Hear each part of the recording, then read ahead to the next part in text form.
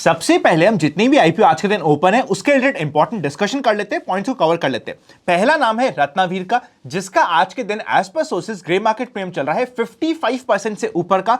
एक heavy listing इनकी यहां पे एक्सपेक्टेशंस बनी हुई है। सब्सक्रिप्शन आप चेकआउट कर सकते हैं। क्यूआईबी 133 टाइम्स से ज्यादा सब्सक्राइब हो चुका है। एचएनआई कैटेगरी 135 टाइम्स ज्यादा ओवर सब्सक्राइब हो चुका है। रिटेल कैटेगरी भी 53 टाइम्स से ज्यादा का ओवर सब्सक्रिप्शन मिल चुका है। मतलब ये हो गया कि इस आईपीओ में अलॉटमेंट मिलने के लिए सबसे इंपॉर्टेंट है ऊपर वाले का आपके ऊपर आशीर्वाद होना। क्या लगता है कि आप लकी हो सकते हैं? मुझे कमेंट करके बता दीजिएगा। सेकंड आईपीओ जो आज के दिन ओपन हुआ है उसका नाम है Jupiter life. As per sources इस आईपीओ में आज के दिन ग्रे मार्केट प्रीमियम चल रहा है 25% के आसपास का। क्यूआईबी आपको लास्ट डे पे ही पता चलेगा। एचएनआई कैटेगरी 1.5x पहले दिन पे हो चुकी है। रिटेल की कैटेगरी 1.1x के ऊपर का सब्सक्रिप्शन मिल चुका है। इसमें एज कंपेयर टू रत्नावीर कंपेरेटिवली थोड़े कम सब्सक्रिप्शन आने की एक्सपेक्टेशंस बनी हुई है। लास्ट इंपॉर्टेंट पॉइंट जो आज हमें इंट्रोडक्शन पार्ट में कवर करना है वो है एमएमटीसी।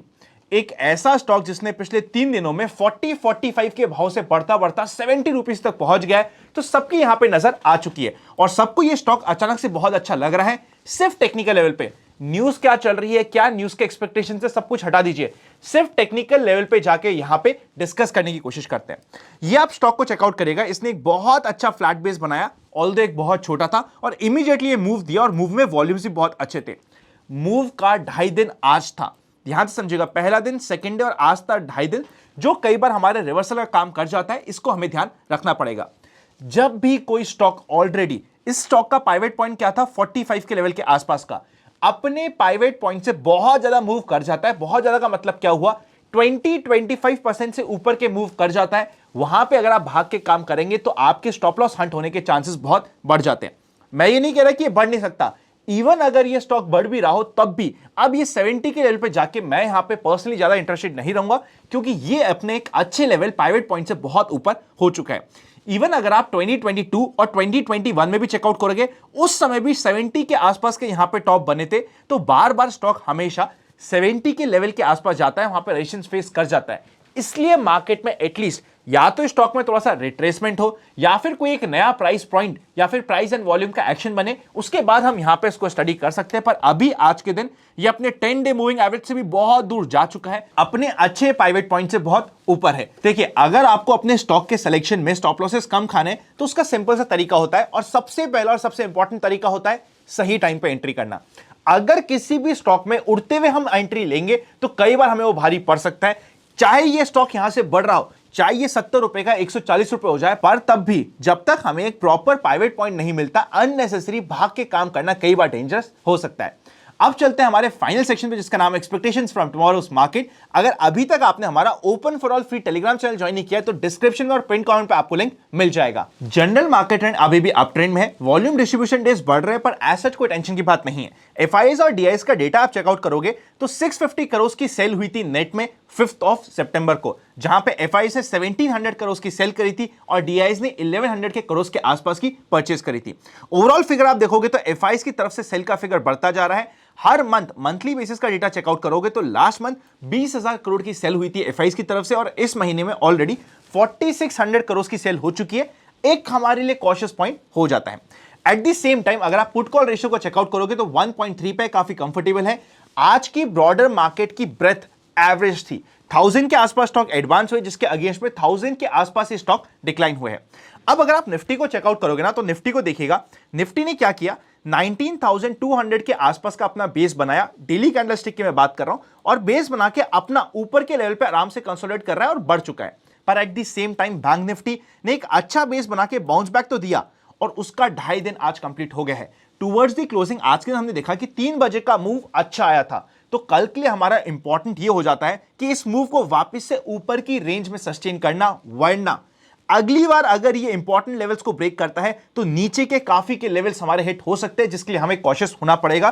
तो कल हमारे लिए एक इंपॉर्टेंट पॉइंट होने वाला है निफ्टी और बैंक निफ्टी के लिए कि क्या ये ऊपर का मूव सस्टेन हो पाता है। एटलीस्ट सस्टेन ना भी हो तो एटलीस्ट हमारे नीचे के लेवल्स नहीं टूटने चाहिए। इंट्राडे पे क्या है इंपॉर्टेंट लेवल्स, चलिए चलते चार्ट पर डिस्कस करते हैं। और कल के दिन हमारे पास निफ्टी की एक्सपायरी भी है, तो ध्यान रखिएगा मैं कल भी वापस से 9:45 से लेके 1 बजे के बीच में कॉल और पुट दोनों सेल कर देना आउट ऑफ द मनी जाके और प्रीमियम ईट करने वाली स्ट्रैटेजी को यूज करूंगा, पर स्टॉप लॉस रखना जरूरी है बिकॉज विक्स बहुत लो चल रहे हैं। निफ्टी का आप अगर इंट्राडे का मूव चेकआउट करोगे तो वापस से मार्केट ने 19,500 के आसपास सपोर्ट लिया। ऑल्दो मार्केट नीचे आ चुका था, पर जैसा कि हमने कल भी डिस्कस किया था कि आपका एक माइंडसेट क्लियर होना चाहिए कि आज के दिन हमें तेजी की साइड की ट्रेड ढूंढने की कोशिश करनी है। यहां पे आपको 10 EMA की स्ट्रैटेजी परफेक्टली अप्लाई हो भी गई, यहां पे भी अप्लाई हुई और इसके बाद आपको बड़ा मूव मिल चुका था। अगर हम कल की बात करें तो कल के दिन वापस से बायस हमारा पॉजिटिव साइड का रहेगा, क्योंकि जिस तरीके का मूव ये आया है, क्या ये सिर्फ बैंक निफ्टी की एक्सपायरी का मूव था क्योंकि आज पहली बार वेडनेसडे को थी बैंक निफ्टी की एक्सपायरी, या फिर कुछ और था इस मूव में, वो हमें कल इंडिकेट होगा। पर जिस तरीके का ये मूव आया है, बायस हमेशा पॉजिटिव साइड का हो जाएगा। अगर मार्केट फ्लैट हल्का सा गैप डाउन ओपन करता है, तब जब भी मार्केट नीचे के लेवल्स पे जाएगा 19,500 का लेवल ये वापस से इंपॉर्टेंट सपोर्ट के से काम करेगा और आज के दिन के हाई कटते राउंड फिगर में आप 19,650 बोल दीजिए, वापस से मार्केट की स्ट्रेंथ हमें प्रूव हो जाएगी।